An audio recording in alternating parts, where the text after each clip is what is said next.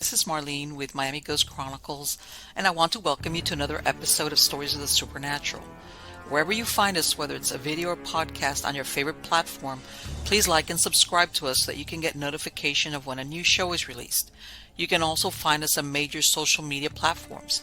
If you go to miamighostchronicles.com, you can find links to the videos or MP3 files, which you can download and enjoy without commercial interruptions.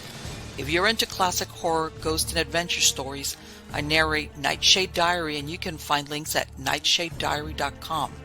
If scary stories are your bag, and listening to encounters with cryptids, ghosts, dogmen, and other weird creatures sends a shiver up your spine, then go to supernaturalstorytime.com for links to our weekly podcasts. Noteworthy news about the paranormal world, true crime, conspiracy stories, and anything that is just plain weird can be found at eerie.news or visit the Stranger Than Fiction Stories tab at miamighostchronicles.com. Please subscribe to my newsletter on Substack. Just go to mppellicer.com for a link. I want to thank you for being part of my audience, and I think you are all wonderful. So how's everybody doing? Good? Everything is good over here. Moving right along. A lot of crazy stuff in the sense of, just as a matter of fact, I have some garden beds in my vegetable garden beds. I'm going down that road again. Let's see. I don't know. If I was supposed to be a farmer, I'd have died. I'd starved. Okay, so I said, no, I'm not going to give up. I'm going to go back. So, yeah, that's my, even though I had some stuff that I planted back in February. And again, remember, this is, in Florida, things are a little bit different as far as the timing for planting. But here we go again. I will keep you guys updated as to how, if I was left on green acres, how well I do. It was like, oh. So, and I'm keeping it simple. I'm keeping it like potatoes, and there's other stuff that, well, I'm telling you, based on my little experience of micro farming, we underappreciate our farmers, even though I know that, a lot of them have the machinery. Nobody understands really how difficult it is, not only to grow, but to grow nice stuff. All right, so I'll see. Now, the other day somebody had mentioned to me, because I had made mention of that last time I did the 5K, how I didn't realize that the route was down that parade ground for it was like Thanksgiving, and I did I did a route in front of these gathering crowds because everybody was getting their lawn chairs ready. It's a main street, and how everybody sets up their chairs, trying to get a good spot. I didn't realize it. And here I am lagging behind on my 5K, and I'm getting cheered on, and it's like, oh man, why did I do this? Like, you never think about those things. Well, here's another one of these stories of things that happen, and you're like, in hindsight, you're like, okay, Marlene, here we go. So one of these things I've learned is that I get out of my PJs really quick in the morning. Like once I get up, how there's people that sometimes, no, because there's always, just in the possibility that something will happen. Yeah. So what did they say about Murphy's Law? So one day, this was like maybe 2 weeks ago, something like that. And my husband, we were going to go somewhere dressed up all nice and everything. And by the way, where I'm at, because this is my taxes are lower, by the way, I'm very happy with this. We drop off our trash. There's a very small recycling center, like right down the street from us. So we drop off our trash, and that's it. It's great, by the way. So I'm telling him, it's only open certain days of the week. So I tell him, we were originally going to like dress up and go, and I said, look, let's just go and drop this trash off, because I'm not going to do it once I'm dressed up and I'm like, oh, my stuff is put together. And he's like, yeah, yeah, yeah. And I go, like I said, it's literally down the street. So here I am. I'm in my my PJs, which happen to be boxer shorts and like a tank top or something like that. It's like, and flip flops. So, and I'm thinking, okay, because he's the one, he'll just usually get off and chuck the stuff off. I have a pickup truck, chuck it in there. So I'm saying, okay, just down the street. Okay. Plus, I take my little dogs because this is their little ride around the neighborhood. They get all excited.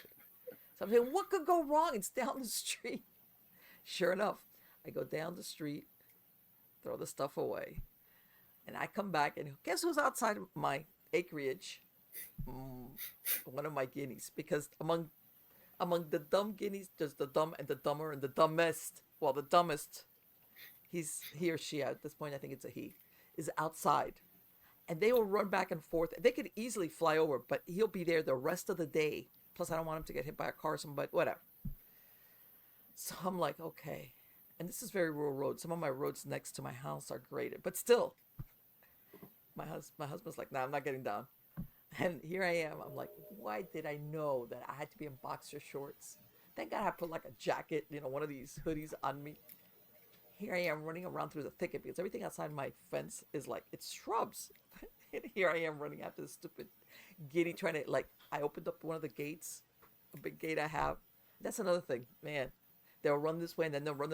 And once I get in there, and I'm like, and here's a pickup truck going that way. And of course, normally these roads are lonely, but now everybody decides that they must come out. And I'm like, I'm in my boxer shorts and flip-flops with a tank top and a hoodie trying to corral. Well, we call it the giddy rodeo. A giddy rodeo of the guinea. That's what we call it. It was like, you know what? This is one of those embarrassing things that you're thinking, what could go wrong? Except you always leave something out of the what could go wrong. So yeah, the moral of that story is how sometimes, despite our best intentions, we put ourselves in highly embarrassing situations because the unexpected happens. So yeah, that's my embarrassing animal story hopefully for a long time. Anyway, let's get to the good part. The good part is who's the guest today on Stories of the Supernatural. His name is John Kachuba. He's been here before. He is an award-winning author of 12 books of fiction and nonfiction. His most recent novel is the historical fantasy The Bottle Conjuror, which book 2, Lucinda, will be released in July of this year. Others include Dark Entry, a paranormal novel, and The Savage Apostle, historical fiction. He's also published a 2-volume collection of short stories titled There Comes a Season, and has written numerous articles and poems for a variety of magazines, journals, and newspapers.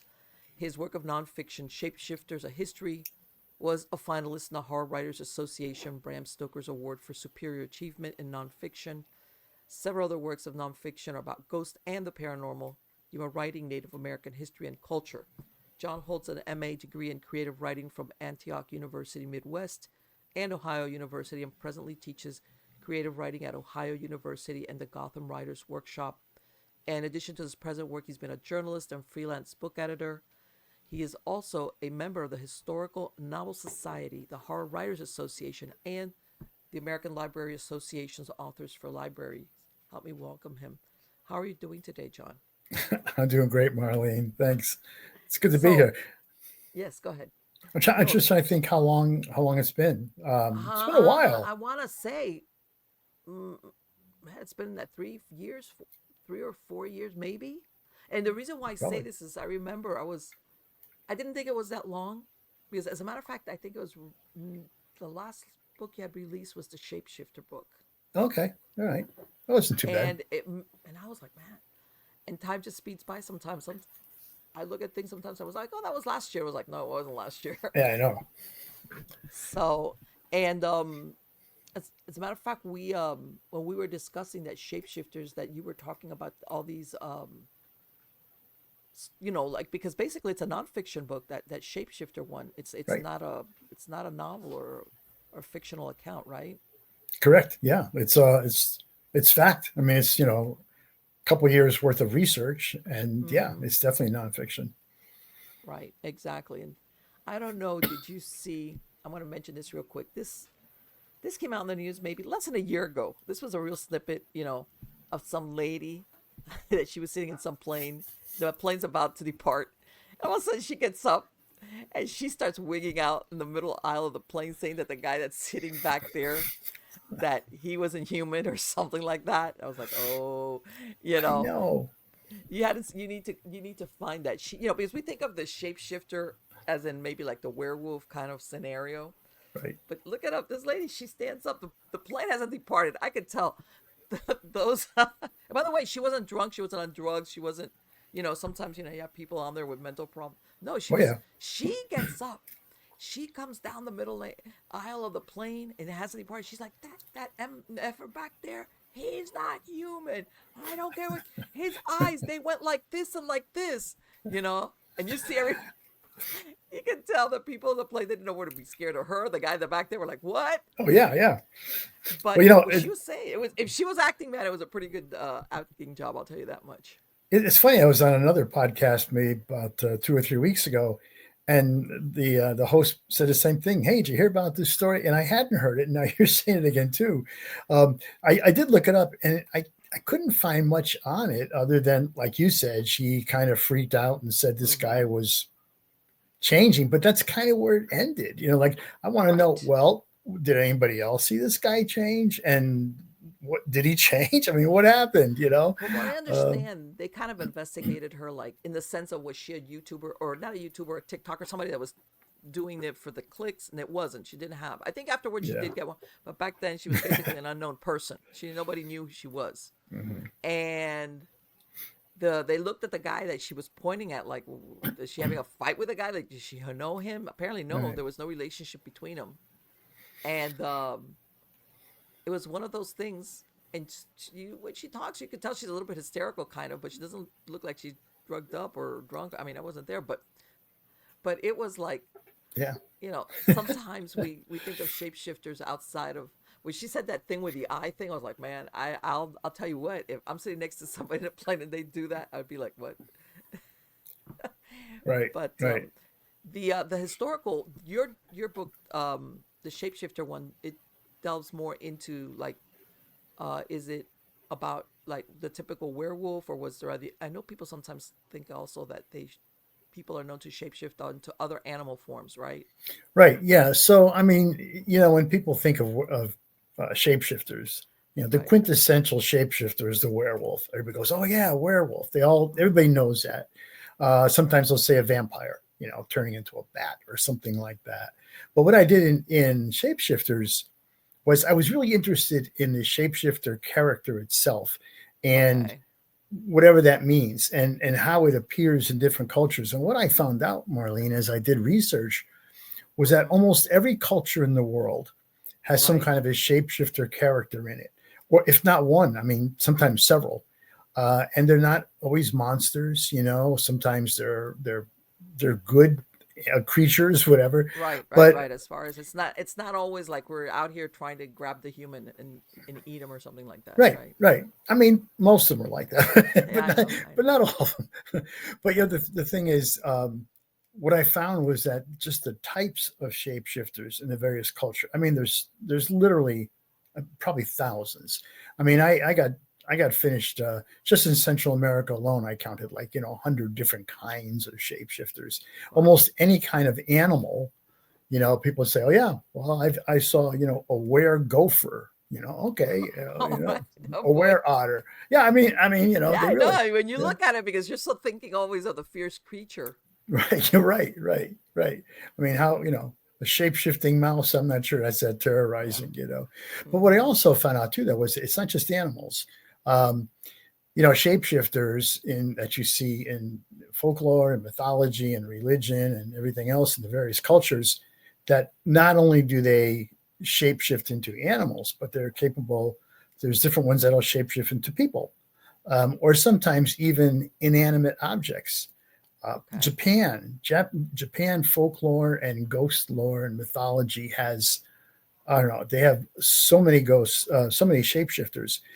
But the interesting thing with them is most of their shapeshifters, maybe even all, and I have to Mm-hmm. check, um, are not living people like we think that then shift into something else, but they're ghosts Okay. that shift into something to come back to the mortal world. Okay. So a typical Japanese story is, some guy murders his wife because he's Right. having an affair with somebody else, and he wants the wife out of the way. This kind of typical, a Japanese samurai or something. All right. Right. So the murdered wife, as a ghost now, will say, "Well, you know what? I'm going to come back," and she'll like shapeshift maybe into the form of the samurai's lover, and come Okay. back so that, oh yeah, hey honey, and then kill him.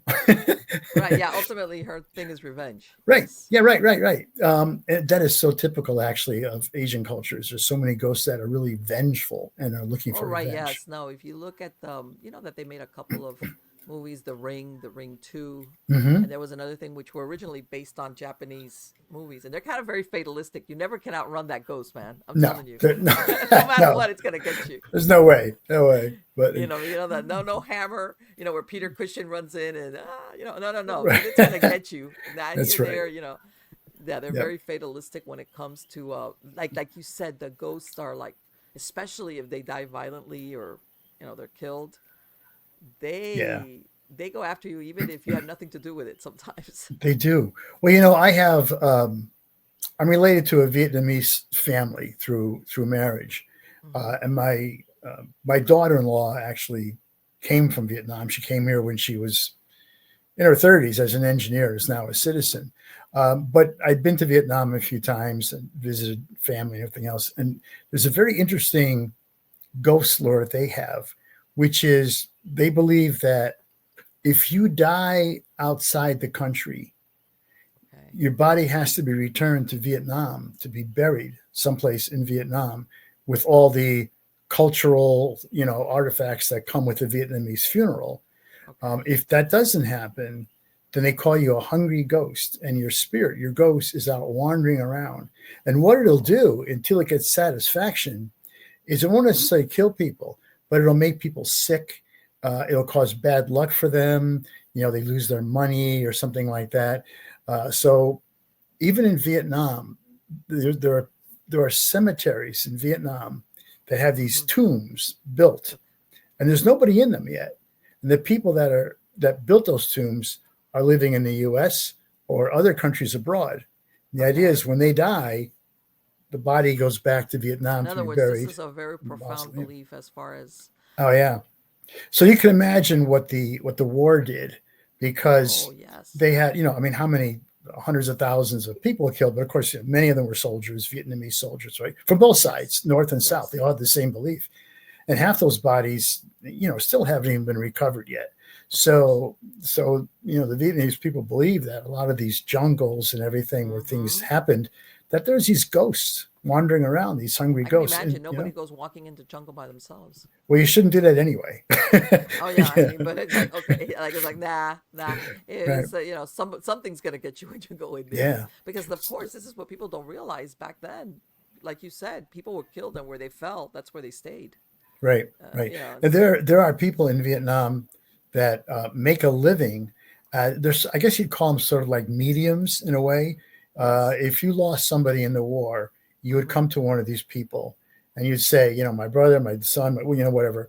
Um, and I want to find the remains. And this person will, do some meditation or whatever, but they'll say, oh, I think I know.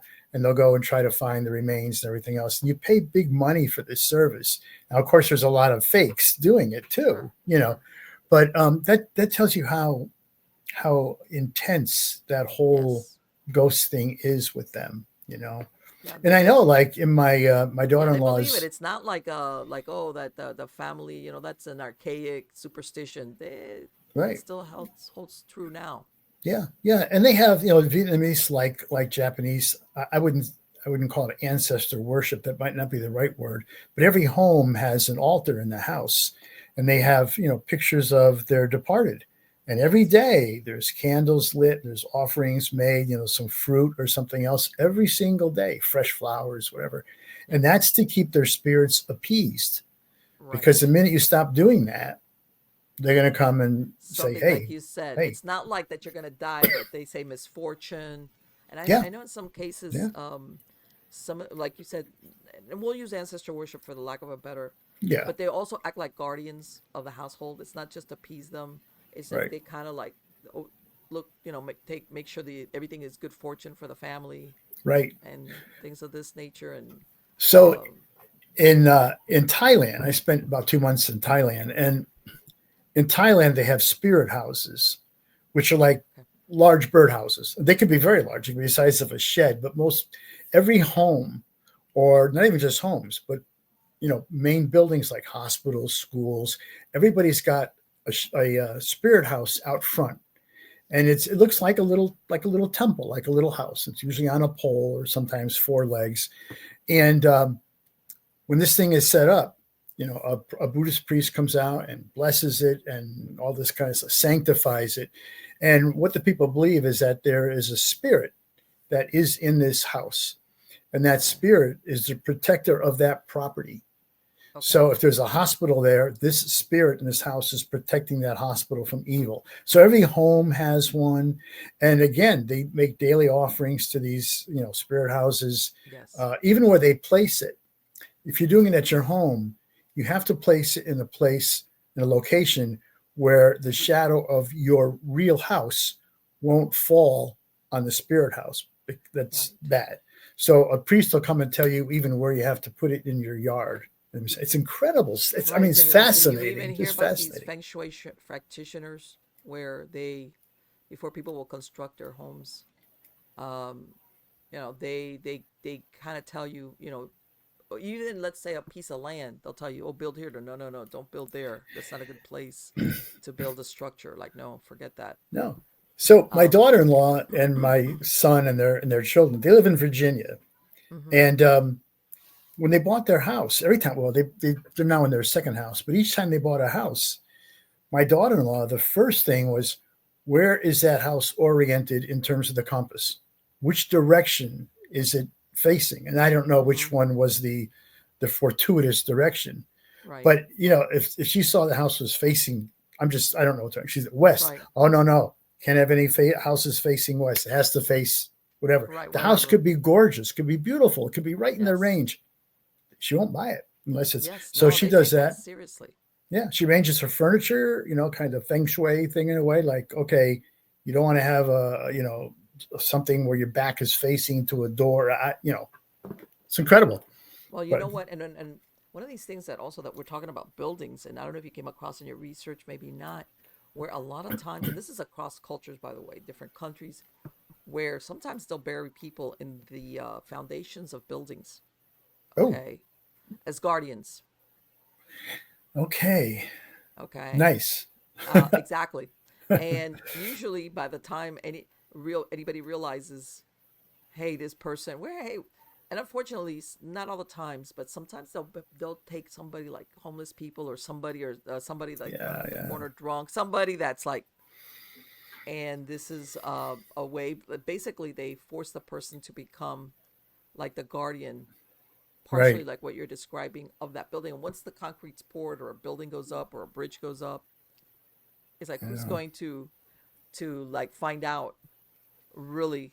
But yes, I've heard of that also, that in some cases they will do that, um almost to safeguard that, I guess, it won't topple or anything like that. Yeah, yeah. And Well, and I don't I'm, always heard it, but I'm going to interrupt you real quick. it's Like, I want to say this report is less than 5 years old.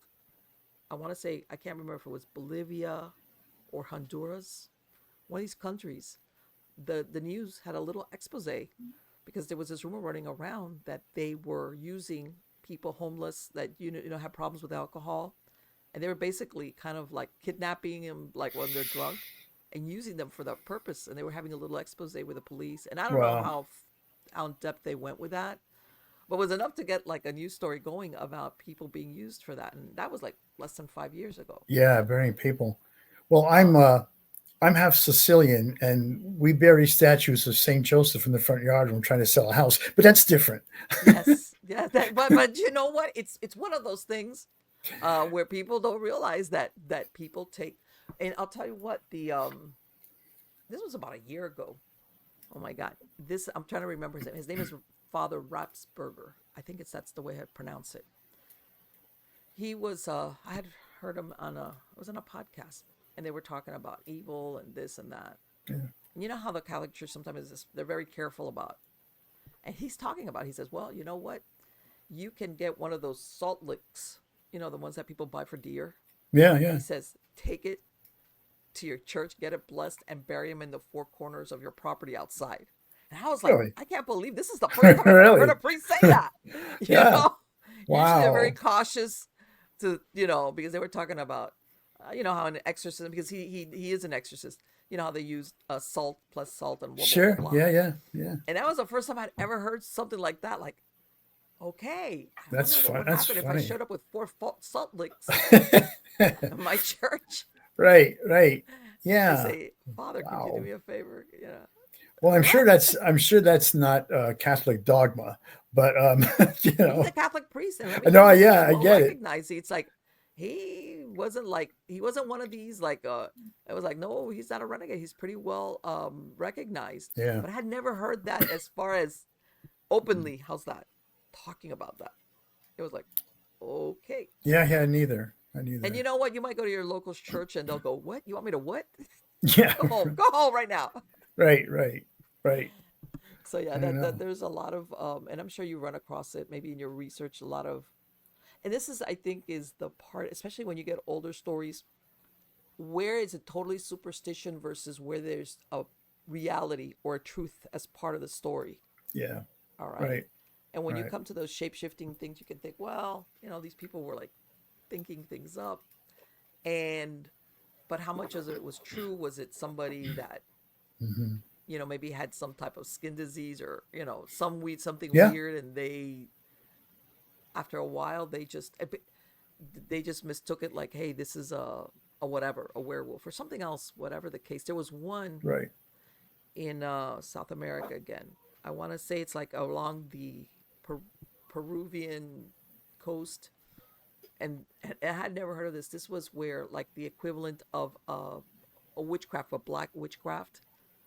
The the witch doctor, for lack of a better word, he's able to leave his have his head leave his body, and his head, out of his ears, he sprouts two bat wings, and he goes around visiting people as it's called a chonchon, which is a head with bat ears and stuff like that. And I was like, man, that's the first I ever heard that.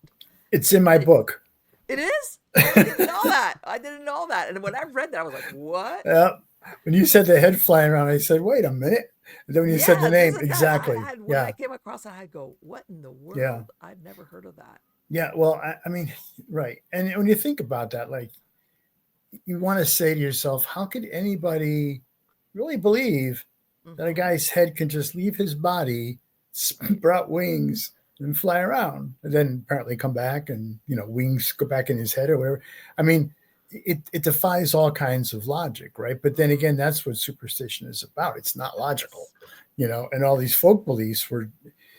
I mean, so in my book, what I talk about is again, how the shapeshifter shows up in folk tales, mythology, and you hear all these unbelievable things. But I also talk about reported incidents of supposed shapeshifters or shapeshifting entities throughout the years, and even to modern times, or like newspaper accounts, like from Africa and India. I've got some in there, even in England, newspaper accounts about people who have witnessed some kind of shape shifting, and we're talking about not newspaper accounts from 1422 when there wasn't Right. newspapers. Right. Yeah. We're talking about 1900s, 1990s, 2000. I mean, it's people are still experiencing what they consider to be shape shifting experiences, um, and I never know what to do with that.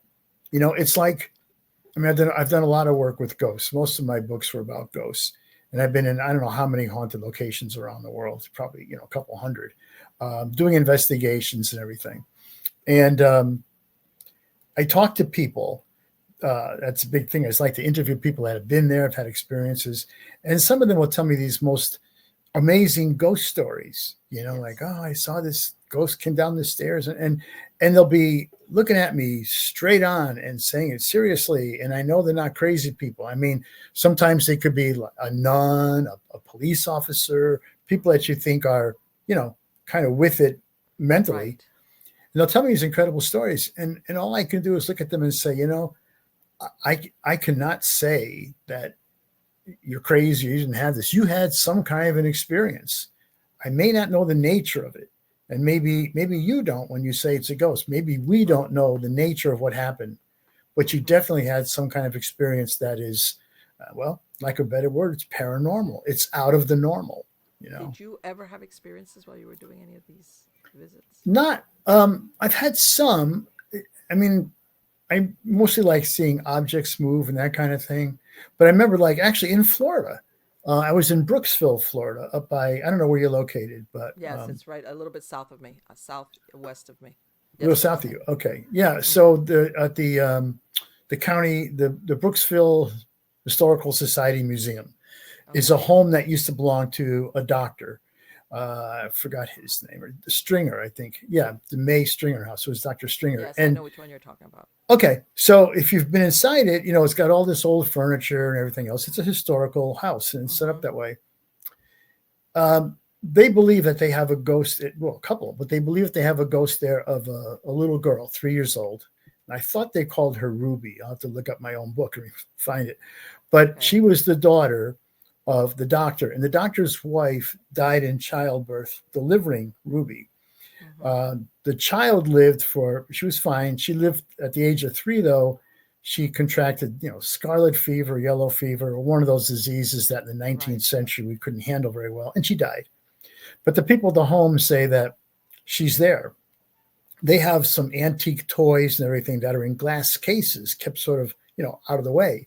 And they'll lock up for the night and set the alarms and everything else, and they'll leave. And then when they come back in the morning, they'll find the door, the case is open, and the dolls are on the floor. They're scattered around. Like, okay, who's playing with the toys in the middle of the night? So they think it's her. But long story short is, um, one of the supervisors there invited me to do a ghost hunt Okay. overnight. So it was her, myself, and we had another ghost hunter come out from Tampa. So there were 3 of us there. And she kept saying how active this house is. There's so much activity. Oh, this is going to be great. So, okay. So the 3 of us go in there. And Marlene, we sat there all night. We went through different parts of the house. And the only thing I can say is that we noticed right away is that once we got inside and doors were closed and everything, it was quiet, but not just quiet.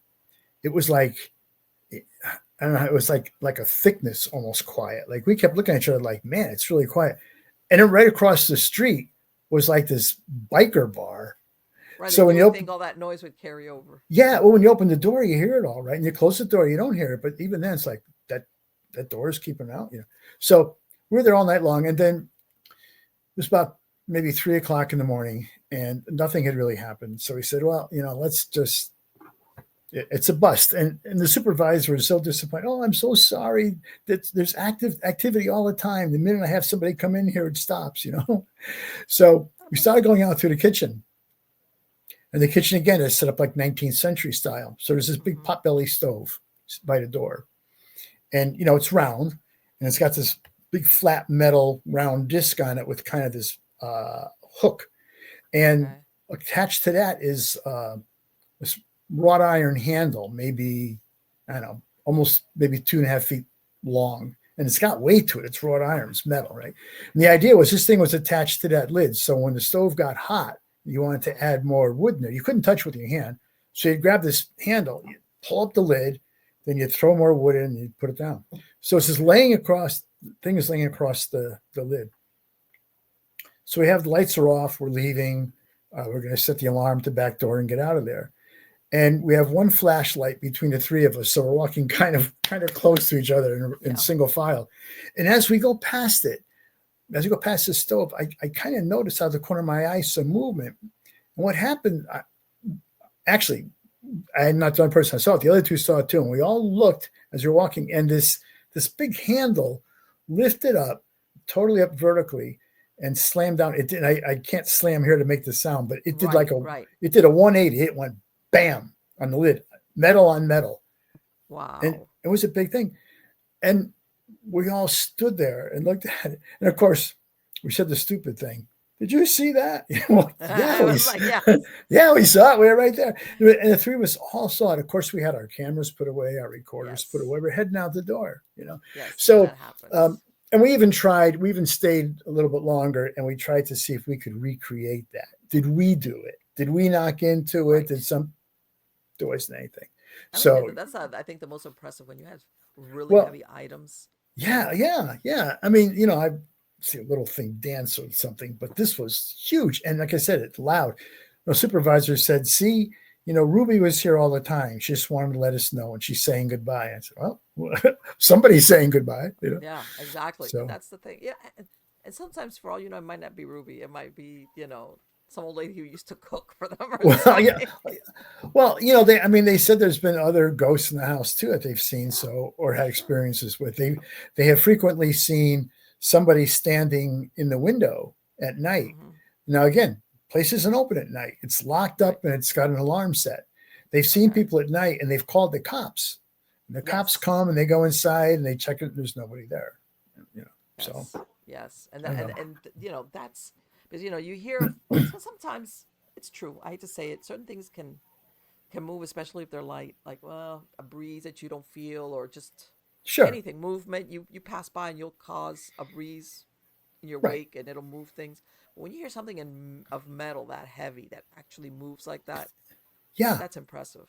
yeah. No, and like I said, it just had such great force to it as it flipped Yes. up doing a 180 and slammed down with so actually it hit so hard that it popped off and fell on the floor. I mean, it just It'd be like, oh, now we're definitely leaving. Okay, no, yeah. but you know what? I've done Right, enough investigations that that's exactly what happens. When everybody's ready to leave, everything's put away. They're right, like, oh, I'm gonna, all right, yeah. Here, right, the joke is on you. This is right. what, yeah. Yes, I've heard of that happening so frequently to other groups where everybody's Oh like, yeah, wow, it's so boring, and then right, right, something unmistakable happens. How's that? right. Well, then of course you have electronic voice phenomena, EVPs, Yes. where you have a recorder that picks up something. And we did a place. I live in Cincinnati, Ohio, and for several years I was teaching at Ohio University, which is in the eastern part of the state. Doesn't matter, but at Ohio University, up on the ridge, is this beautiful old Victorian building, and it's huge. And it started off in 1876 as the Athens. The Athens is the county. Hmm. Athens Lunatic Asylum. That's what it There says right you in the door. go. Well, Yippee. yeah, the university owns it now, but it's in bad shape. They have the ground floor has been renovated. There's an art museum in there, but the next 3 or 4 floors of this huge, I mean, it's an enormous building, are locked and secured because there's bad floors, there's Oh yeah. asbestos, there's leaky pipes, all that stuff. But as a teacher, so there's all these haunted stories about the Oh, I place. bet. And as a teacher there, um, I was invited by not well, can I back up? Not only is there an art museum, but on that same floor, the art instructors at Ohio University have their private studios there. So they're teaching during the day, on the campus, and they go into the building here, and they can paint all night or sculpt or whatever. And their studios are literally old patients' rooms. So they were experiencing some stuff, and I knew one of the art instructors, and he said to me, "You have to come in here and do an investigation." So I got a team out of Columbus, Ohio. They came down and we went through the building, spent all night there. We set up cameras and recorders everywhere, and we just walked through the whole place. So again, nothing really happened while we were there. But as we gathered all our recorders and cameras and stuff and took another couple of days or a week to listen to this and watch all the video and listen to everything, we had a recorder placed in a basement room, which was a secure room. It was where in the old days they put patients who were violent, in danger of hurting themselves or others because they didn't know how else they handle them. So it's the old Yes. padded cell. You just throw them in there and lock them up. Mm-hmm. So we had a recorder in there. And as we're listening to it in the playback, all we're hearing is white noise. Then Right. all of a sudden, in the middle of that white noise, it pops out, we hear, "Would you help us?" Just Oh like my that. God. "Would you help us?" It was, oh my God. That's what we said. Oh my God. Wow. And it makes what I liked about that is, there's so many things that you can record at EVPs. You think you get an EVP, and Uh-huh. then somebody will say, "Well, I heard it," and it said something like, "Yeah, I died here," and somebody else will say, "No, it didn't say that at all. It said the cake is in the oven," Right. and so. But this one is so clear, and everybody, as we listened to it individually, heard the same thing and came back and said that's what they heard. And it makes sense if you can imagine that there was a spirit in that cell, Mm-hmm. that time, and Right. he's sentient or in some ways, and he can see Right. people out there, and he's trying to tell you, "Get me out of here, help me, would you Right. help us?" And the fact that he Right. said help us, like, Right. Like whoa. the collective. There's more than one of us in here. Yeah, how many are you in there? So those kinds of experiences Yeah, I and people think don't are realize that interesting. especially those old asylums that were built post Civil War, they were Yeah, like a self-sustaining farm kind of deal. exactly. Oh, this one And was. not all, some of the patients that weren't really violent, they would basically they became the farmers that ran this thing. Yep. But like you said, there was always some floor or some wing where the ultraviolet ones, the ones that you couldn't Yeah. let out, had to be Right. kept somewhere. They could, Yeah. in other words, they couldn't be used for anything. Well, this And place was gorgeous. I mean, the building, like I said, is still beautiful. But to your yes, point, they had a farm, they had a dairy, they mm-hmm. made bricks. They had a Yeah, I don't know a facility to make bricks for the city. So a lot of the city bricks in Athens, the town of Athens, the streets are paved with brick. And a lot of them were made out of the doesn't asylum. Athens itself has a reputation as being a haunted town? Oh yeah, yeah, very much. It's supposed to be one of the most haunted places in the state, maybe in the United States. Right. The idea is that the theory is that it's sort of at a vortex of different ley lines. Mm-hmm. So there's a lot of energy there. There was one of the first spiritualist churches in America was in Really? Athens. Yeah, Wow.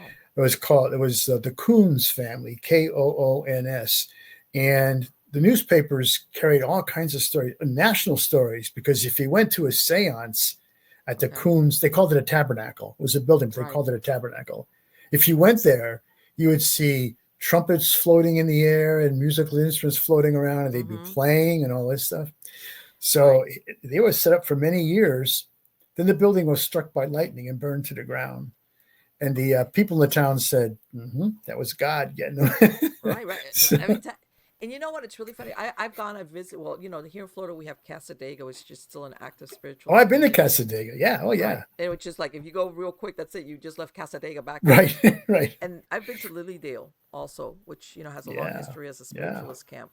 And you remember that there was a time like at the turn of the 20th, which is, like you said, like manifestations where the ectoplasm and the floating whatever, Yeah. and Yeah. they Yeah. had the spirit cabinets. Like, it was like, that was the way, mediums basically worked. Right. And but I know the spiritualists, this is part of their religious beliefs, as far as, Oh, yeah. Well, for sure. Communication with the dead is their whole thing. I mean, that's what they try to do. And I don't knock that at all. I just think the no, I know, spiritual but story it's is more kind than of, just being a mediums. They this was their part of their religious belief. yeah. I went to a good friend of mine is a spiritualist minister here in Ohio, and I've gone to some of her services. But I did go to Casadega. Mm-hmm. My wife and I went down there in January, and it snowed in Florida in Casadega when we were there. Wow. That doesn't happen that much, right? No, it doesn't. It doesn't. But we stayed in the hotel, and when we checked in, you probably noticed we checked in at the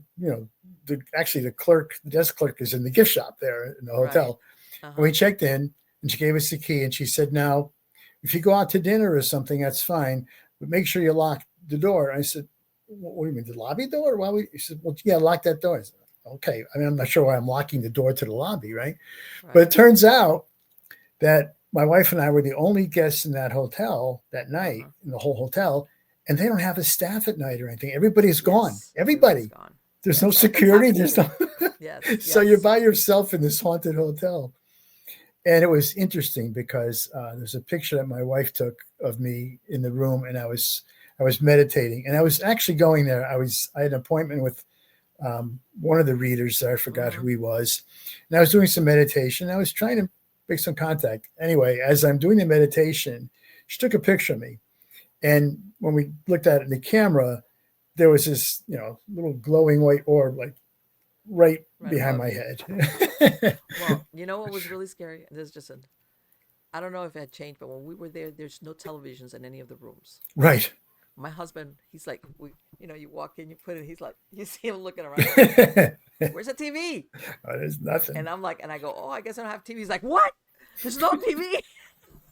He was like, I go, come down. Yeah.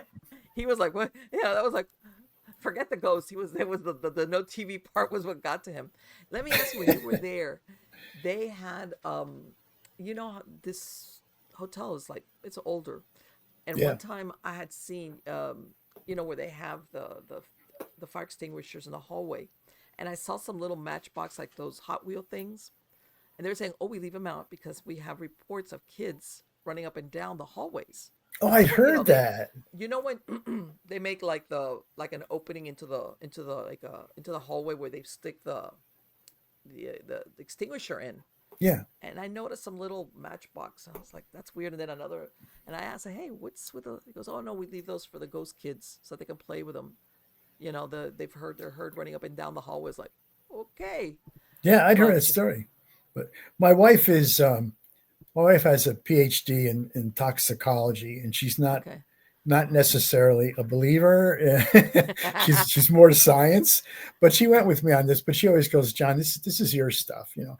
right, So what I did, we were only people, like I said, in there. So I at night I got out of the room. I walked around. I walked the halls, and I just mm-hmm. sat like in the lobby for a while in the dark. I was really trying to see if anything would happen, if I can Right, communicate with anything, and it didn't.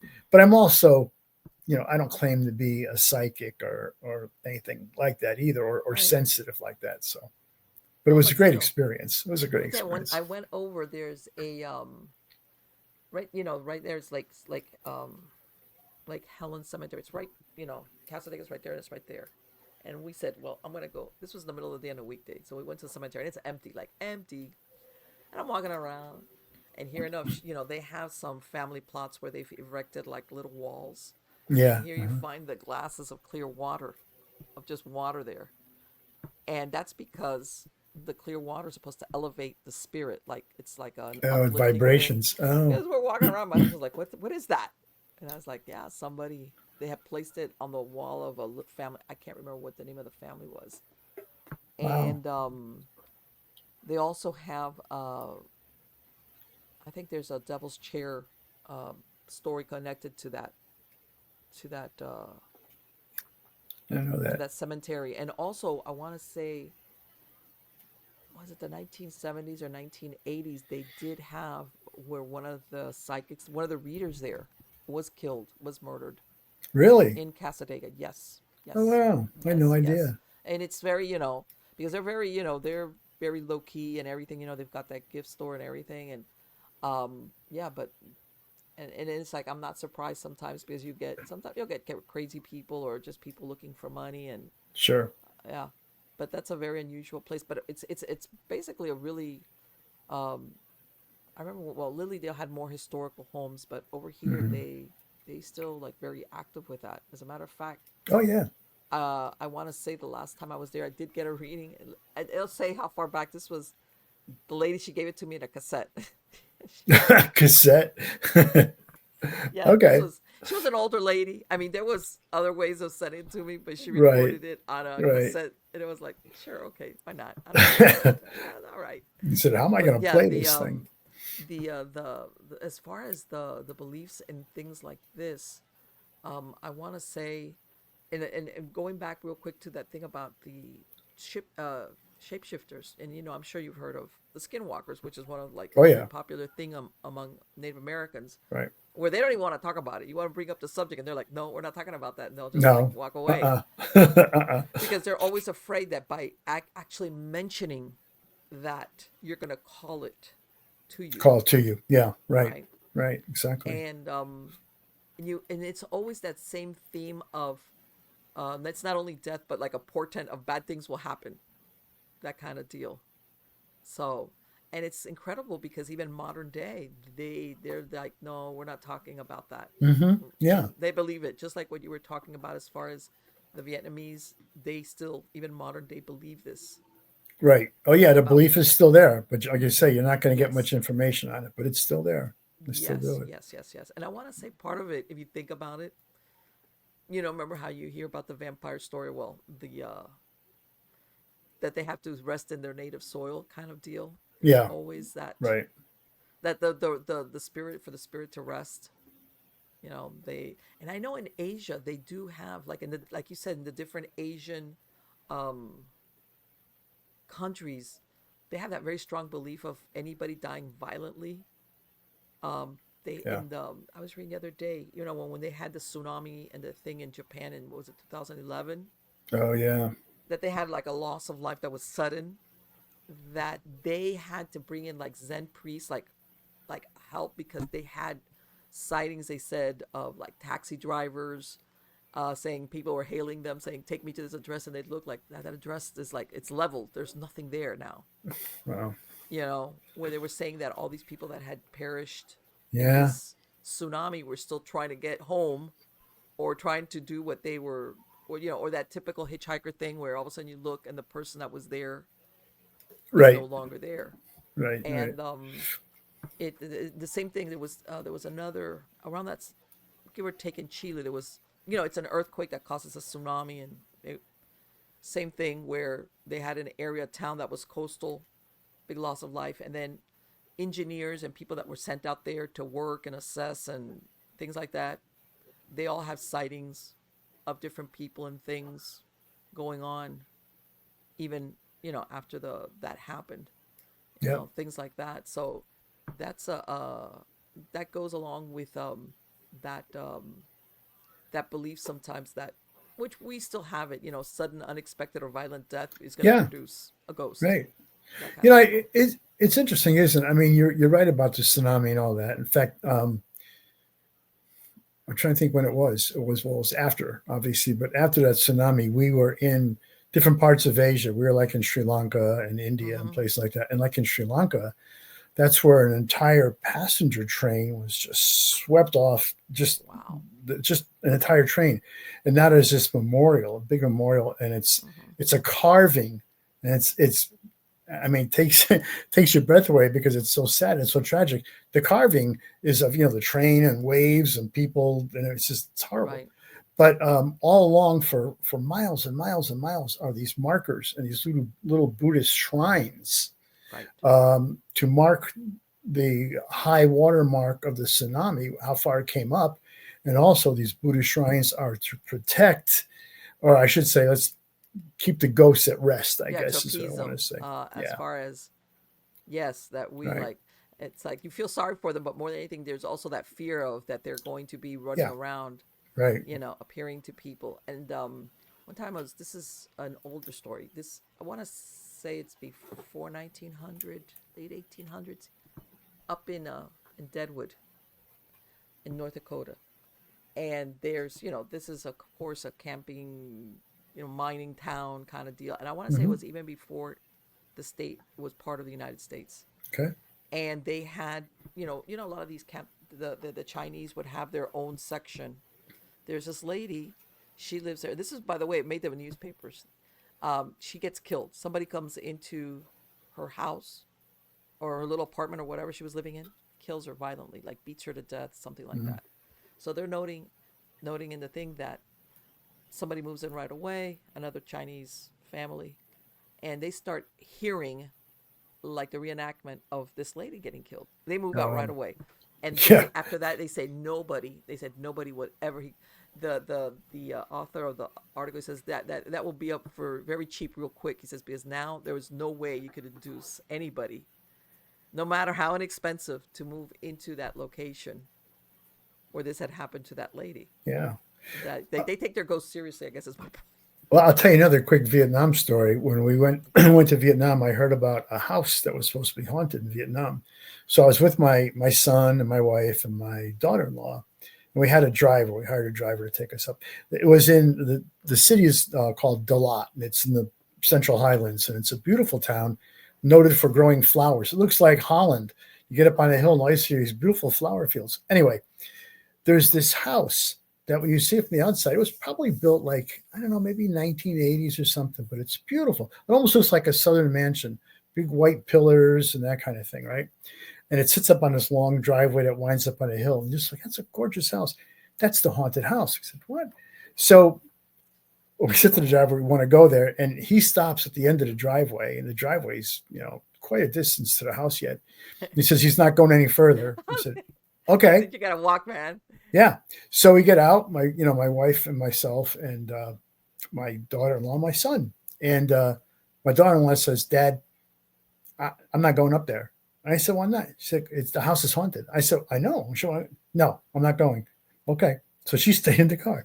We walk up there. Anyway, this house is gorgeous, totally empty. And Uh-huh. it's because it's Vietnam, it's open a lot. It doesn't have, I mean, Okay. it's got walls, but like big open areas in it, all this stuff.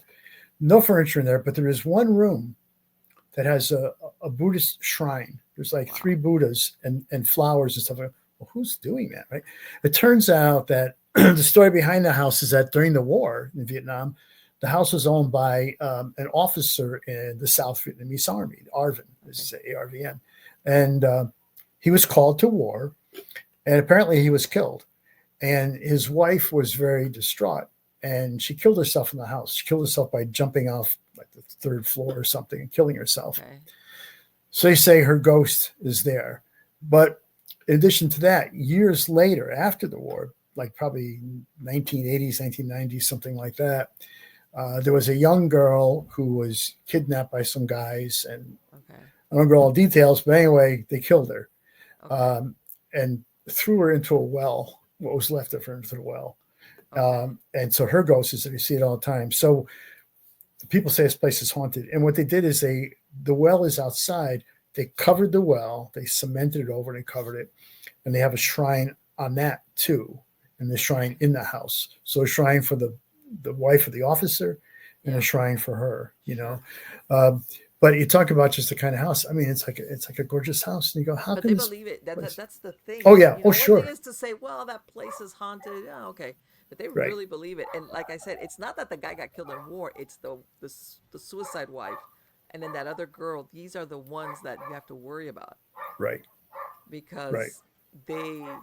I want to say that these ghosts they become the worst person. They're like vengeful and they want to like either curse or take you to your death. There's the worst things are associated with that, and you could probably go back there in 25 years and the haunted house will still be there and nobody goes there. I'm sure that's kind of the point I was making is that very few people actually go into it. It's sitting here by itself, this big, gorgeous house. Yeah, I mean, you can move into it, Yes. but nobody, especially, well, no Vietnamese people. And Right. there weren't too many tourists that knew about it because it is kind of off the beaten path.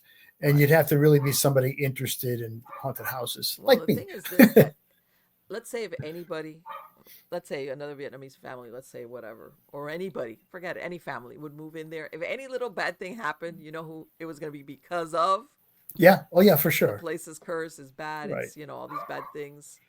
Right. Yeah, that it's always you're gonna have to lead a charmed life because if not, you're gonna be under the curse of whatever happened there. Right. Right. And the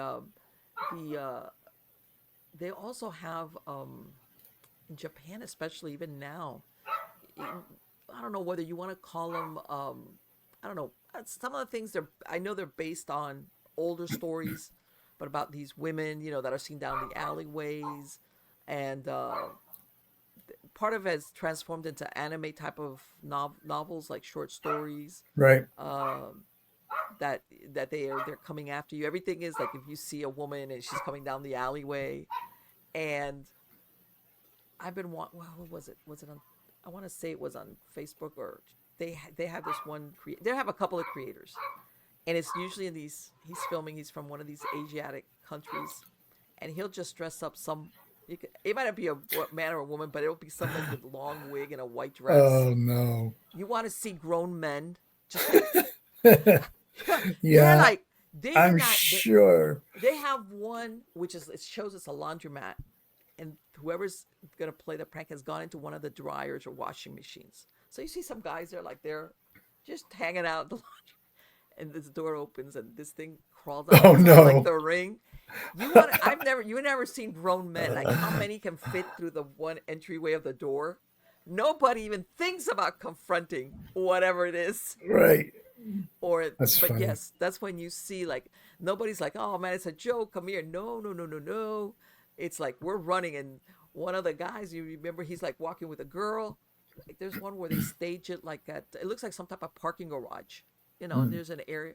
This thing comes out, and he leaves, and the girlfriend's like this, and he runs back, throws her over his shoulder, and speeds away because it's like we're not gonna find out um, what it is. But yeah, there's a very big belief, like in that angry woman ghost Yeah. kind of Yeah. deal Hmm. that is gonna get you, no matter who you are. And it's funny that they're mostly female, Yes, which is that's my kind of point. interesting, Yes, you know. yes, Um, yes. Yeah. Yep. Yeah. You like for example in Japan, you have the samurai and and I'm thinking to myself, well they have the suicide forest also, but you would think of untimely deaths or even the samurai that were had that is it harakiri the Yeah. Harakiri. Yeah. that they commit suicide because of Hmm. dishonor. But you would Right. think, man, you would think that you have a ton of those men running around like, hey, I wasn't ready to Right. die, but I had to. It's And funny you mentioned the suicide forest too, and I don't know that I've heard of ghost stories from there. Have you? not really. No, I mean, a most lot of of the people, kill themselves there. That's the idea. But I don't know that I've heard you. You would think that would be loaded with ghosts. You know. of and what's really funny is that sometimes some people they find them right away, like within, Right. and sometimes they because they have like I'm thinking this must be a highly paid job where the equivalent of a park ranger, but this is for the suicide forest. Oh wow. Um, that they've come across people like uh years, like in other words, they've gone to some place that's for some reason just overlooked, and they'll find bodies hanging that have been there years and things like that. And there was Yeah. in the 1930s or 40s, they had a volcano that was active. Well, it wasn't active, but it was. And two schoolgirls, they go up there, and one of them been planning to kill herself. And I was like, I don't understand the romance of this. Different mindset. Yeah. For And she sure. throws herself into the volcano. Oh Somehow or other, the story gets out that she did this. And then you've got swarms of these young Japanese people, boys and girls, men and women, going in there and jumping in. And it was like, uh, what? wow. Yes. It was like, oh, talk about a horrible death. Because Yeah. apparently it wasn't bubbling up, but it was that if in it, it was always smoking. And they got to the point where they had to post guards, along the perimeters, not to allow Holy anybody to go up cow. and down because of that. That's my point being that you would think this place would be replete with unhappy ghosts, but Yeah. it's it's the I want to say the whether it's murder usually is the common denominator, and the revenge thing. Yeah. I'm gonna get Right. revenge for whatever, like you said, the husband that kills a wife to make way for the new one. Hmm. That kind of deal is usually what spurs it along. And let me ask you, the book that you're because I imagine you must do you weave a lot of your research into the fictional Oh yeah. stories that you have? Oh yeah. For sure. Yeah. Yeah. I mean, that's kind of what I enjoy so much about writing the nonfiction, going to all these places and doing research and being on the ground and seeing what it's like and talking to people. It's a double whammy for me because I can put it in nonfiction, but then I use a lot of it in my fiction. You know, Sure. I'm working on a book. I'm finishing up a book now that my agent would like to get out, and it's called The Amulet, and it has Okay. to do a lot with Thai culture and amulets that everybody wears to ward off spirits and all. Mm-hmm. So I mean, there's a lot of Thai culture and ghost stuff and everything. It is a paranormal novel to begin with. Okay. So that's in there, and then just the whole idea, kind of the theories about what ghosts are, why they're here, whatever, and then also even talking a little bit about mediums and people that can contact ghosts and how they do that. That's all in that novel, just because it's kind of what I know, you know. Right. Exactly. So it finds its Exactly. way in my fiction, which is great. Exactly. And again, this is something that you find all around the world. Different cultures, Yeah. different countries, different uh, religious beliefs. How they have certain, whether it's Buddhism or Christianity or whatever. You always have a version of the other day I was reading about this is in Afghanistan.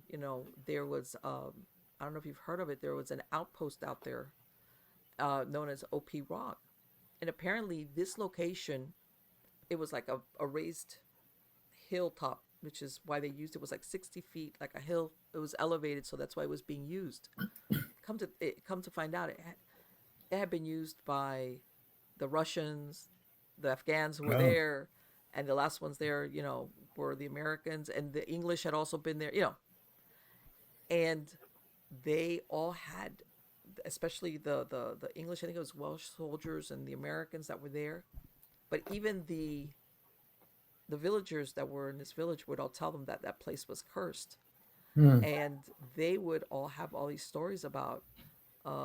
There was one soldier that was doing guard duty, and he heard somebody speaking Russian in his ear, Oh, yeah. and later on they find out that 40 Russians had been executed. This was when the Russians were in Afghan. Yeah, right. Um, like, and it was like this place got like a really really bad reputation. Because they said everybody, like I said, when the Americans came into English for leaving, and they were telling them be careful. But that's Wow. my thing. Even the Afghan people that lived there already knew that this place was like not a good place. Right. All right. Right. And then everybody that came in, stood out there, they would see things out like out because that area is very like this desert kind of like that they would see things out in the like with their night vision lights. They had seen figures, um, a lot of weird stuff, and that across the board people would see it. Mm. And I think that's so interesting when it's not like, oh well, because that culture believes in it, of course they're going to see it. Like Everybody's just, yeah. Yeah. everybody has the experience, You have to which wonder is about that when you have when you have experiences that everybody feels, and like you said, regardless of what your culture was, what your own background was, your religion or whatever, if you go to a certain location and you experience something and you find out that over time or history, a lot of people have gone there and had that exact same experience, and you yes, really have to ask yourself, okay, what is going on here? There's definitely something going on, right? yes, Whatever yes. whatever that something is, we may not know, but Exactly. yeah, What is it that common denominator that doesn't care about what the cultural beliefs are, whatever. It happens. You have that phenomena happening there. Now, and I right, wanted to ask you this book that's gonna be releasing the which I know is fictional, the Bottle Conjuror. right. What is that book about? I'm fascinated with the title of it. Right. So the Bottle Conjuror is based on a true incident, which Mm-hmm. was that in 1749, it's based in London. In 1749 in London, posters went up all around town, and the posters said that at a particular theater, um, an anonymous conjurer, no name, an anonymous conjurer was going to come to this theater, and he was going to put himself into a wine bottle, an ordinary wine bottle, put his entire body into a wine bottle. Um, and he said, once he's inside, people can examine the bottle, they can pass it around. You'll hear him singing from inside the bottle. That's what all these posters said.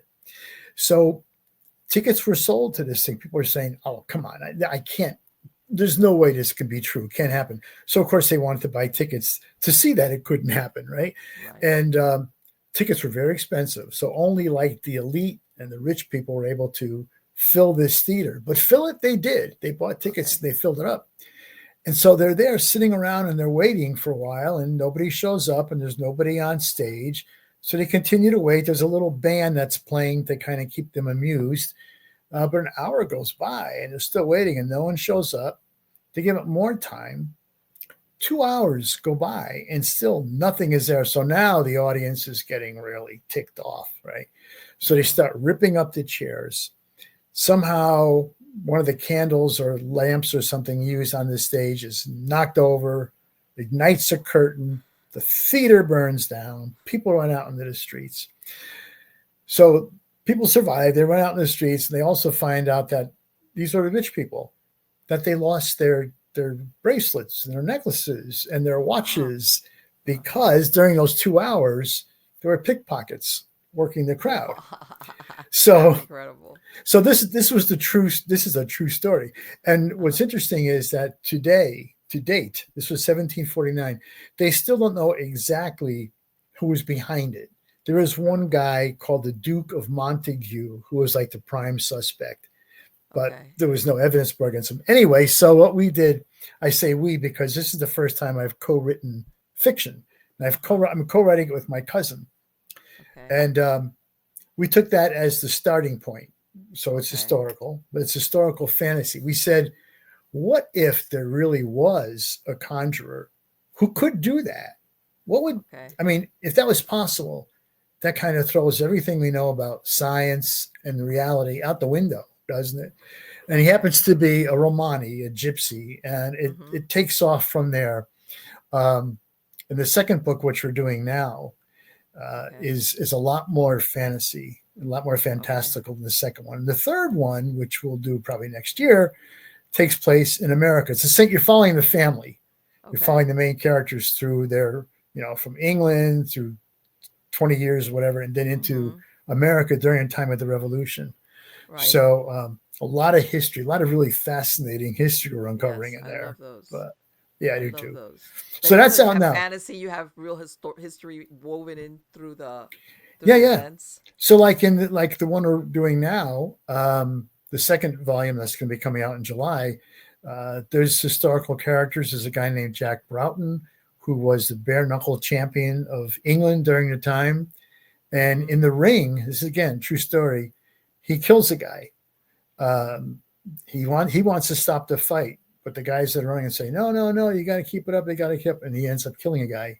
Wow. And Broughton was a very religious person, so he ends up basically kind of not hanging up his gloves, but he invents the rules for modern boxing. You wear Okay. gloves and all that stuff. So he's in there. We have two highwaymen, Okay. robbers, Plunkett and McLean, and they were real people. And they Okay. robbed a bunch of people, and McLean ends up getting caught and hanged. Plunkett escapes to America and fights in the American Revolution. This is all Wow. true. So Yes. it's fascinating to find sort of these little people in history that Right. are real. George Right. That yeah. That Washington. you insert in there, like yeah. This is there. This is true. During history, there's so many unknown, Yeah, unnamed people living right, their lives right. that yeah around these characters that for some reason show up. Written about historically. Yeah. Somebody say like, well, what if our character, like the Romani in book one, who goes through his name's Stefan. He's a totally Okay. invented character. Well, we say, so what if Stefan met Jack Broughton? What would that Yes. be like? Because you can do that. They live at the Of same course. time. How do I know? I mean, who knows whether Jack Broughton met a gypsy somewhere? Maybe he did, maybe he Of didn't. But course. that's the fiction part. Right. Nobody following not like now where everybody follows you around with a camera or you're Yeah. doing it to yourself. Right. It'd be I like know. I know. and you know what? It's really funny when I say this real quick. A few years back, you remember when people started getting more like they would take pictures of what they were eating, and then back then I was like, man, you got to be crazy. What? Oh, I it's know. eating whatever I know. escargot. I was like, okay, and now it's like, okay, enough, no more of this. Everybody's like it's like everybody's pulling out their inner narcissist, and I'm just, but it's like, I know. okay, what would happen? Okay, how bad do you think the withdrawal would be, John, if for some reason the internet went down Just or these failed things didn't work? It'd be worldwide. like you see people writhing around on the ground. What's wrong? I can't feel myself. Completely. I know. They'd say, what? There's a real world out here. I don't like what it Yes, looks what? like. You want to what? You want to talk face to face? No, I don't have my makeup on. I Yes, I know. know. I know. But yeah, No, it's it's incredible. tragic. The people who have been alive a certain amount of years that have seen it, you look now and you're like, what? It's like, what is this? I know. Well, I mean, I was born in 1950 and, there was no Yeah. internet, there was no cell phones, Yes. and all of a sudden, I mean, in such a short period of time, the world has Yeah, that's my changed point. That's my incredibly. point. You Yeah. know, That what's it we're going on to be? demand. Yeah, I mean, another 10 years, 20 years, it's going to be totally different again, because Yeah. technology just advances exponentially. It just goes Yes. crazy. Yes. Yes. Let me tell you something. The other day, my son was looking something up and he says, Mom, I looked something up on Chat GPT, which is AI. Yeah. And so the answer it gave him was, and it had something to do with law, was excellent. And I said, well, I said, a lot Yeah. of lawyers out of a job, you know, Yeah. right? It was a Right. legalese on something, on a scenario. And I said, and he's like, I said, Amanda, sometimes look it up. But he went to an AI source. I was like, oh Yeah. boy, some of these attorneys, But you can they know. find anything you want Yes. on Yep. the Yep. Yep. internet, Yep. right? Anything, Yes. Absolutely. including my books on Facebook. I'm on Amazon and whatever. Yes, I So, was gonna say, wait a minute, because I did look at this. Hold on a minute. Because you know what? I did look these up and I wanted to show them these. I went to oh, wow. Amazon Oh, there you and go. this Thank you. shows and as far as See the this Bottle is, Conjuring. I ordered it by publication date, which is that Bottle Conjuror. And then you've got so many great books. All right. Quite a few. And especially like that you've done, I guess, the haunting of these different, like, I guess, capital cities or things like that. Let me Yeah. ask you real quick, what is that Dark Entity book about? Dark Entry. So And yeah, that's Dark a Entry, I'm sorry. it's a paranormal novel, Okay. and it's based. I grew up in Connecticut, and it's Mm-hmm. based on a location in Connecticut that is nicknamed Dark Entry, and there's a whole haunted history to that place going back to the colonial days, Really? where basically people over a period of about 50 years or so, a lot of them committed suicide, they went insane, and all that. So I took that sort of basic story, and Mm-hmm.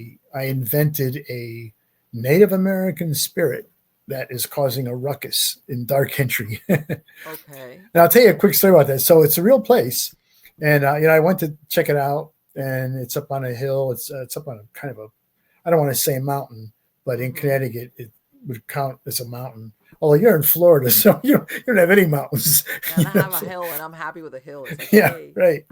But the only thing I left are these old like cellar holes and abandoned wells or something else. But Mm-hmm. the forest has just overgrown it, and it's called Dark Entry because the forest has grown over so thickly that when you go up there, it's like the light goes out. It could be a sunny day. Okay. You go up there, it's dark. I mean, it's Okay. really dark, which is great for the story. I But bet. it's a real place, and uh, Ed and Lorraine Warren, you probably Yes, know of this. course. Yeah, I knew them because I grew up in Connecticut and got to Mm-hmm. know them. They had gone up there many times and had all these amazing photos of orbs and anomalies and things. And I went up there and got those kinds of photos too. Uh, but so that was the place that I wrote about. And the whole area now is private. There are some homes up there, and they created something called the Dark Entry Forest Association. And they bought that property and kept it private, Okay. mainly because they had a lot of people going up there Yeah. doing stupid stuff like Yeah. rituals and all this because I it's believe it. haunted location, right? Yes. So, but here's the weird thing, Marlene. I don't know how this happened. The book, I forgot even when the book came out. It's been several years now. But even before it came out, I got a letter here in Ohio Mm-hmm. from the letterhead said Dark Entry Forest Association. I said, what? And they said in the letter, we understand that you've written a novel about Dark Entry, and we want you to cease and desist. I was gonna say, what? Yep, Yes. because property damage and all this kind of stuff. And, Right. if you don't, you'll face legal consequences and this kind of Right. stuff, right? But it wasn't even signed. It was signed Dark Entry Forest Association. Right. Nobody's Like nobody name. wanted to put their name on that. No address, no, nothing like that, no phone number. And of course, I immediately ignored it because my First Amendment rights say you Yeah, of can't tell me course. I Of can't publish a course. book. And the Of book came out, course. but it's amazing. This story is so well known that somehow they even knew I was going to write a novel about it. I don't know how they even knew that and tracked it down to Oh, me in because you hadn't Ohio. even published it yet? No, no, nope. Oh, That was the see? weird thing. Like, who? I mean, it's not like it's not like I'm some major public figure where everybody's watching every move I Right. make. Yeah. Yeah. His next book will be, and everybody's like, uh-huh. Yeah, yeah, I no, know exactly what you mean. How did they get a hold of that information? I don't know. And they found my address. They mailed it to me And they here in found your Ohio. address? So, Wow. That's very anyway, interesting. Yeah. but And I know that a lot of yeah, these places, but yeah, and I don't get me wrong, I understand that sometimes, like you said, people they get carried away when they do legend sure, keeping yeah, and they yeah. do stupid stuff and they vandalize. I understand that, but Right, still, right. And I don't condone that. And I know you don't no, either. There's no I place know, for I that know kind that, of stuff, I know, but still, it's like, people are gonna do stupid stuff no matter what. Do Right, you really think? Do you really think that just because they have an association that bought it, there are people right. No, people are doing still going. urban exploring stuff over there? People are still going up there. Of course And they are. I even said somewhere like in a little author's note or something in the book that you should always, when you're doing anything, be respectful of private property. I mean, I even Yes. said that. Yes, yeah, yeah. Some people, it's like, as a matter of fact, that's But, more of an enticement. Oh, I'm not supposed to go there. Oh, well, right, that's where I'm going. right, yeah, right. I know. Yes. But that's what Yes. that book is about. And that was a fun one to Okay. write too. So Perfect. All right, John, thank you so much. It has been absolutely wonderful to talk to you, and I thank you, want to wish you the Marlene. best of Same luck. here.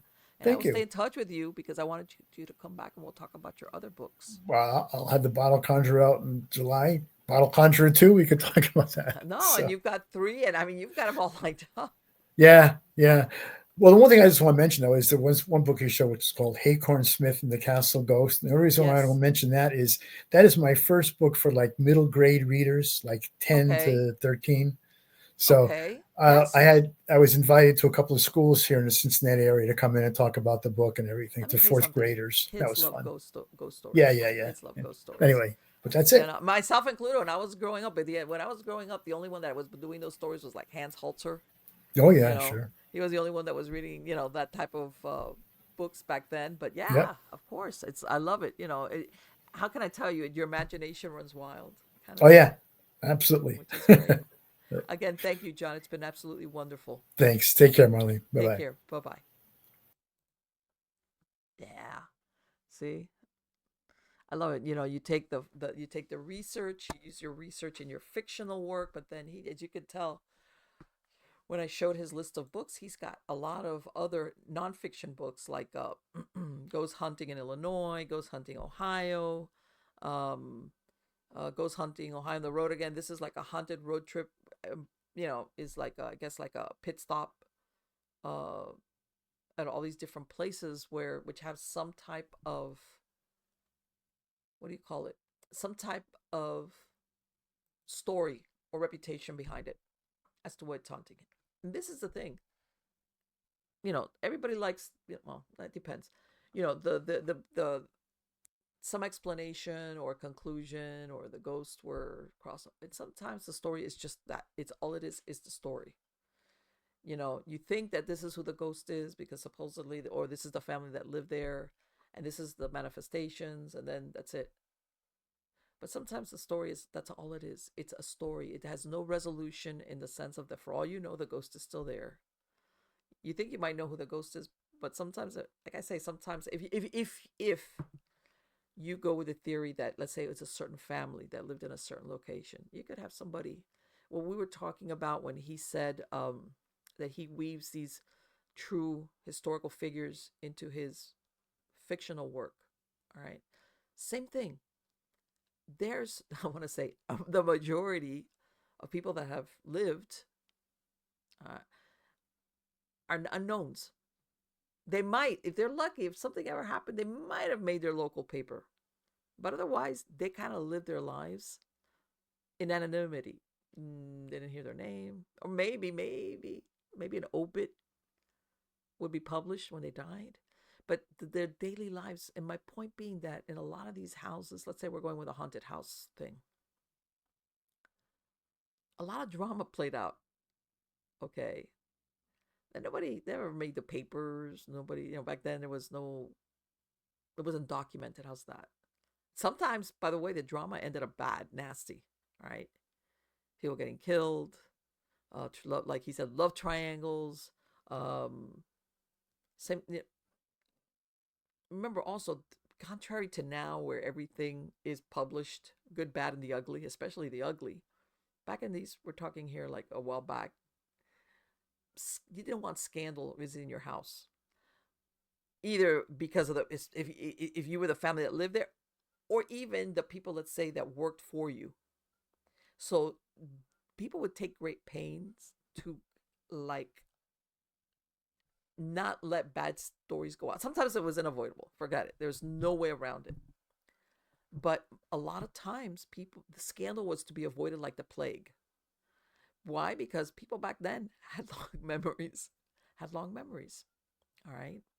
Point in case, I tell everybody, even to the point where if you had led a scandalous life or an immoral life, or you weren't even buried in with the regular people, you were put in a corner. If you knew who you were, sometimes even your family would ostracize you and not even bury you, let's say, in the family plot or family, whether it's a cemetery. because even after death, they didn't want that association. My point being that scandal was to be avoided, but that doesn't mean it didn't happen. So in other words, there's always an effort like, hey, that happened. Okay, shh, be quiet. Okay, get that person out, and we'll do. Nobody wanted to be that family where, and then let's say if you lived in a house not that reputable, where people were killed or things happened or beat up or crimes took place, which were basically like more of a rundown part of the town. Nobody was worried about that. No, it didn't make the papers. Things happened. People disappeared. All right. Um, and it was like, oh, well, they're that from that area where the saloons are, or where the brothels are, or what they call the tenderloins of the town. Crazy stuff. Unless it was something really big and scandalous like a shootout. People came and went. What was it? One time I was doing research on one of my books, and which is the first book I wrote about. It's an old. It's nonfiction. All right. Old West wicked ladies and the bad hombres they loved, and in was it the Barbary Coast? The Barbary Coast was along San Francisco's coast, and it got the reputation. This was like the place where all the sailors went to do. It was like saloons, brothels, you name it, opium dens, blah blah blah blah. There was one time, was it San Francisco or was it San Diego? I can't remember now. Bottom line, the was it the world, not the World's Fair, the Pan Am Exposition, something. It's a big deal is coming to the city, right? So the city fathers, all the movers and shakers, they're like, we got to make this city look wonderful. It's got to be beautiful. We're going to have an influx of visitors, yada, yada, yada, right? So they decide that they're going to clean up the Tenderloin. Like when I say the Tenderloin was usually an area, like I said, with the brothels, saloons, all this stuff like nobody talked about when it took place there. All right. Now, some other people in the town, especially the law enforcement, they were like, no, no, no, don't do that. Because by the way, sometimes in these areas of town, you can even leave the area. If you have, let's say, a brothel or anything, after a certain time you couldn't leave. As a matter of fact, they even had like a mini uh business where they would have these boys, runner boys on bicycles, and let's say the madam would say, hey, go to the store and bring me back some bottles of liquor or lunch or whatever was going on, because they weren't allowed to leave that area, and they were fine with it. Or after a certain time, they couldn't leave, and so they had this side hustle going on back then, even then, where they would run out, get it, and then they would even come and sometimes put in a basket and they would haul it up to, especially these big houses, because in some cases, a lot of the times, you would have the saloon on the first floor and the brothels would be on the second floor. Not all the time, but sometimes that's how they ran it. So anyway, somebody gets the bright idea, hey, we need to clean up. We cannot have this. We're going to have an influx of visitors from around the world. Other people that I think were a little bit more street savvy, they said, look, it's going to be a problem, because if here we have them under control, when somebody does something they're not supposed to, we know where to come and look for them. All right. It was like a vice. Bottom line. Anyway, they end up under the pretext of like the health, like healthy, they go in there and start demolishing some of these houses. It's surprising. So when they're demolishing some of these houses and bars and opium dens and a bunch of stuff, because they find skeletons of people underneath these houses. These are people that had been killed or died or whatever. Who knows? Under there.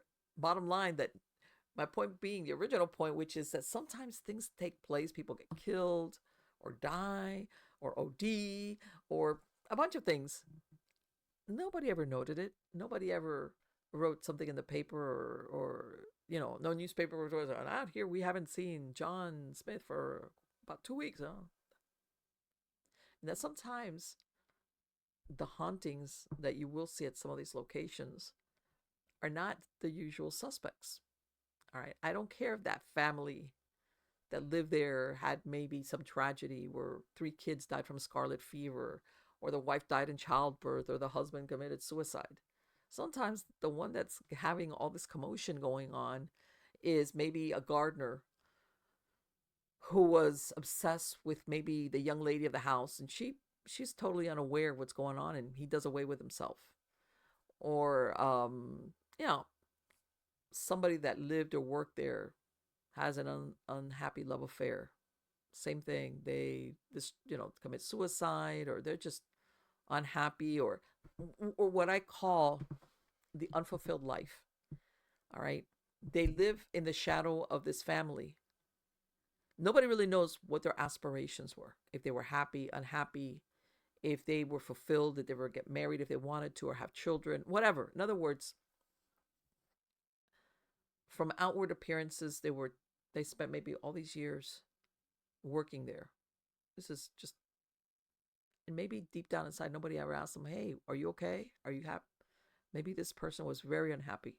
They didn't get what they aspired to in life, but they stayed there because what else am I going to do? All right.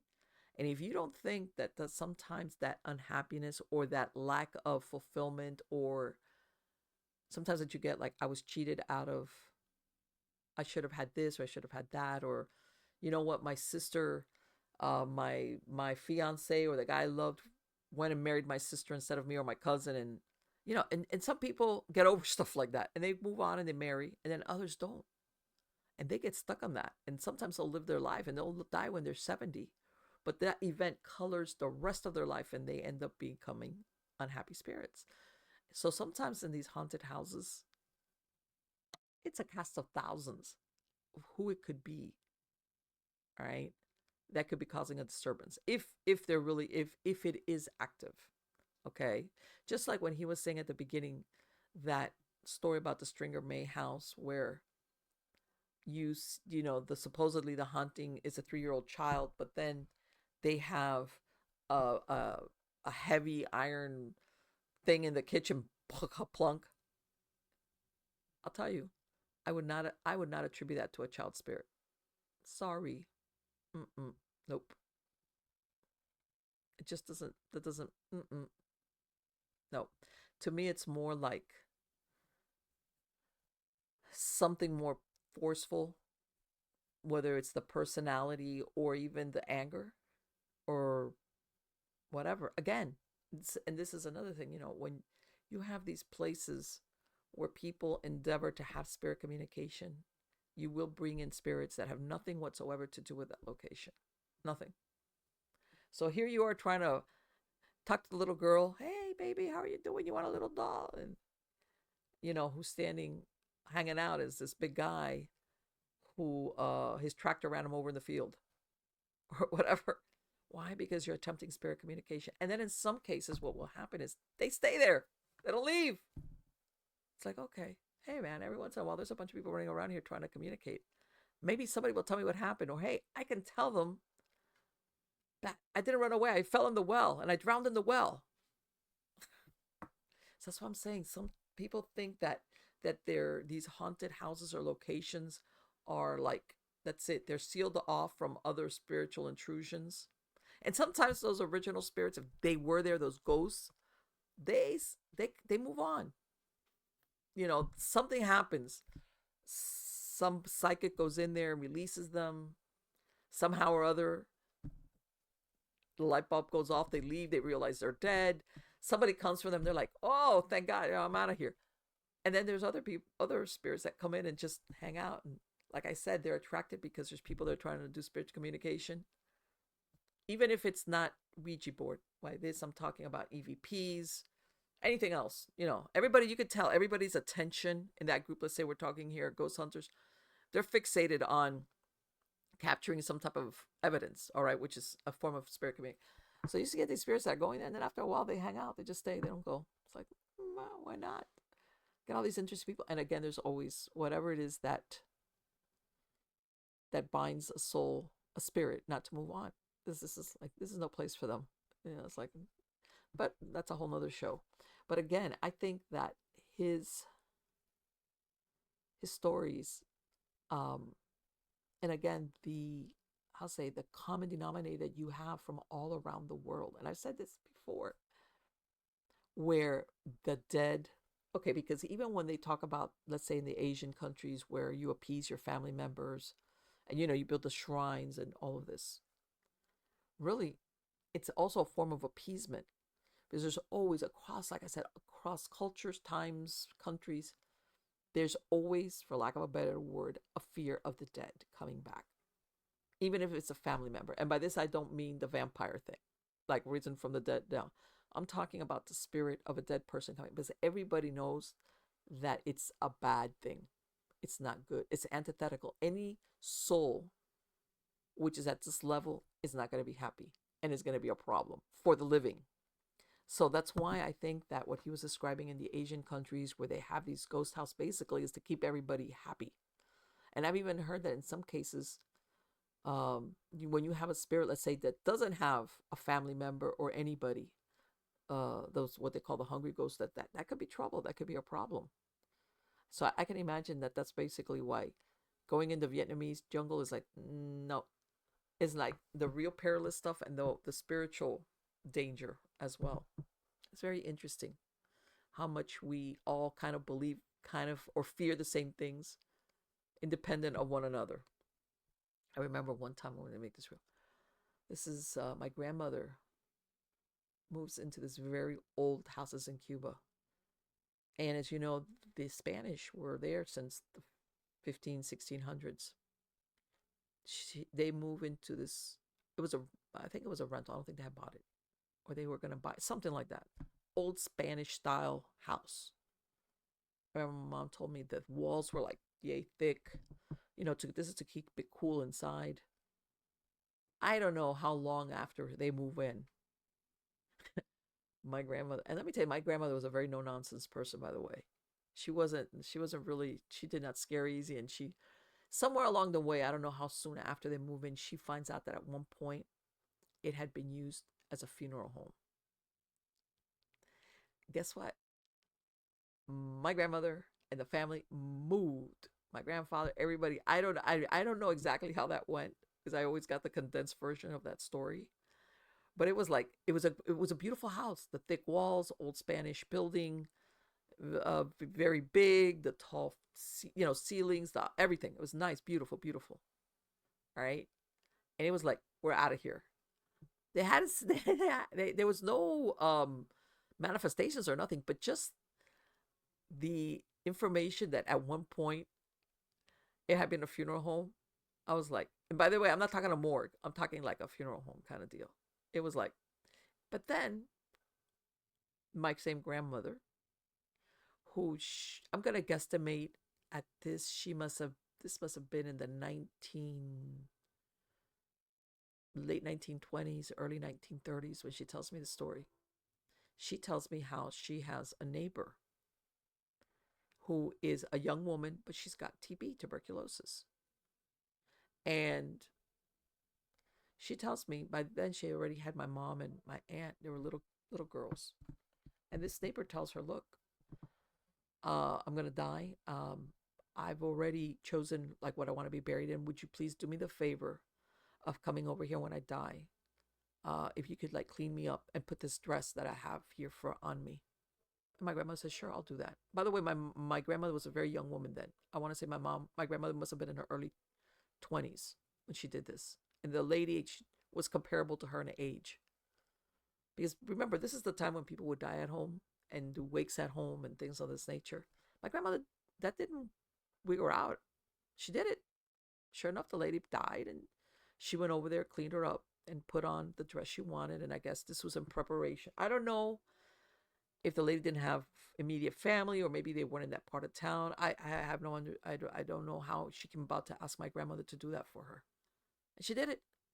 And she didn't wig out. But fast forward a few years, it's like, no, I'm not living in what used to be the funeral home. So again, there's always that underlying fear of that that anything that is not supposed to be on the earth plane that's here is eventually going to cause a problem one way or the other. That's stuck here. How's that? So anyway, guys, I have a lot of great guests coming on, like John, people that are returning, new ones. I have my newsletter. Go on Substack, go to mppellicer.com, go to miamighostchronicles.com. Any of those, I have links there, not only for the podcast version, which is an MP3 file. I've got links to the video version, not only for stories of the supernatural, but for nightshadediary.com, Supernatural Storytime. Got articles on Eerie News, Eerie.news. Also, articles on Stranger Than Fiction stories, which you can find me on strangerthanfictionstories.com. All of the above. Like I said, I'm on all the major podcast platforms, videos, all the major video platforms. Besides YouTube, I'm on Rumble, I'm on Steemit, I'm on BitChute, anywhere I could find myself, Cloud Hub. I'm in all of those. So, and again, for free, free. And I tell everybody, if you go to my website, especially the podcast version, you can listen to it either on your browser, download the MP3 file, no commercial interruptions. So you can listen to the story, whatever it is that you're listening to, and there's no pauses. Other things, when it's on other platforms, I can't control that. So don't forget, go there. And if you haven't, you can subscribe, whether it's to the newsletter or to wherever you find me, any of the podcast series, just subscribe. And that way you get notified. Most of the time, I will release something at least once a week. Once a week is my usual schedule. So till next time, guys, thank you for spending this time with me. And I look forward to seeing you next week. Take care.